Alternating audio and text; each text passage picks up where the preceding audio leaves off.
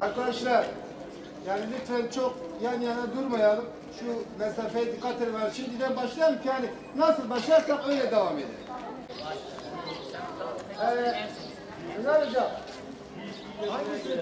Evet. Evet.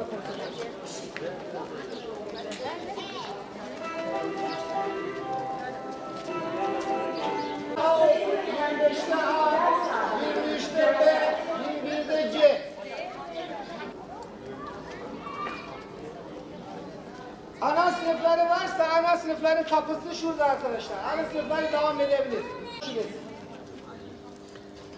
A, B, C, D, E, F, G, H, I. İnşallah bu salgın illeti üzerimizden Allah-u Teala inşallah hızlı bir zamanda, erken bir zamanda kaldırır da bütün çocuklarımızla bir arada bulunur, eğitimlerini bu şekilde devam ettiririz inşallah. Yani gözlerimiz var herhalde, hislerimiz var değil mi? Görüyoruz etrafımızdaki olan şeyleri. Lütfen küçümsemeyelim. Dediği için biz de sınıfını ya da öğretmen arkadaşa onun telefonunu verip okula gelip gelmeyeceğine ilgili herhangi bir bilgilendirme yapamadık. Şimdi çocuklarımızın çok da uzatmak istemiyorum ama çocuklarımızın temizliği, hijyeni, evdeki durumlarını lütfen sürekli kontrol altında tutun. Hocam şu sınıfına Şermin hocam, şurada şu paradan alalım. İki ayrı yerde.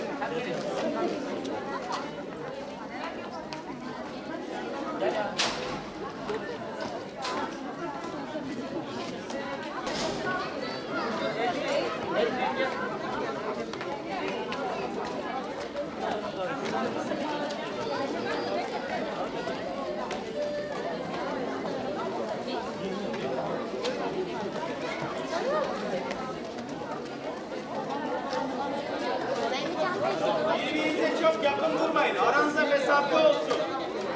Durmayın. Birbirinize yakın durmayın ya. Veliler.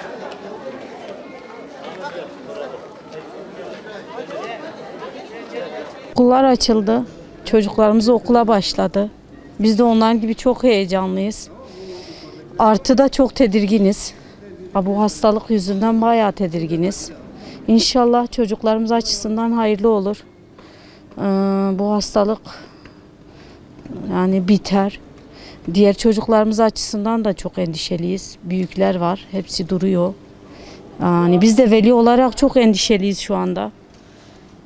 Beklentimiz şu anda okulların açılması, diğer çocuklarımızın da okula başlaması, bu hastalığın da bitmesi.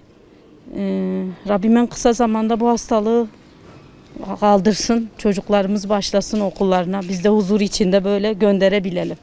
Çocuklarımızın eğitime başlaması tabii ki bizi sevindirdi fakat yani haftada bir günlük eğitim nasıl bir randıman verir onu da bilemiyoruz. Her şeyin hayırlısı diyelim. Tabii ki bu hastalığın olması hepimizi üzdü. En çok da zaten çocukları da etkiliyor. Eğitim açısından, gelecekleri açısından. Bunun olmasını elbette istemeyiz. İnşallah en kısa zamanda atlatırız hepimiz.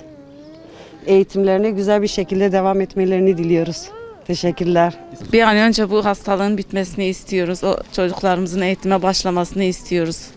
6 aydır çocuklarımızın okul hevesi kapalıydı ve okula gitmeyi çok istiyor kızım. Açılmasını istiyor. İlk günü evet çok seviniyor. Dün akşamdan beri çok heyecanlı. Okul açılıyor anne. Allah'tan dilerim ki bu hastalık hemen bitmesini ve okulların tamamen açılmasını istiyoruz. Bu okullar 6 aydır kapalı, işte biz istiyoruz ki hani bu pandemi süreci en kısa zamanda bitsin.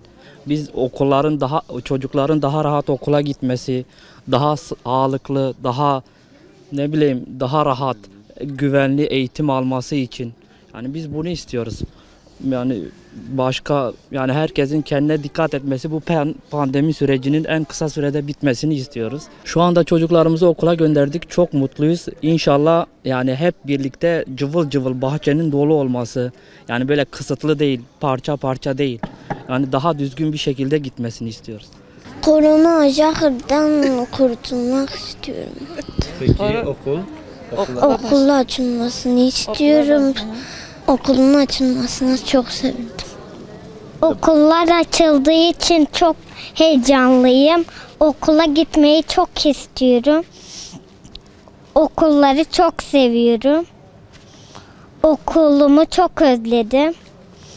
Okula gitmeye çok heyecanlıyım yani. Okula geldim, çok mutluyum. Okulun açılmasında çok sevindim. Okumayı çok istiyorum.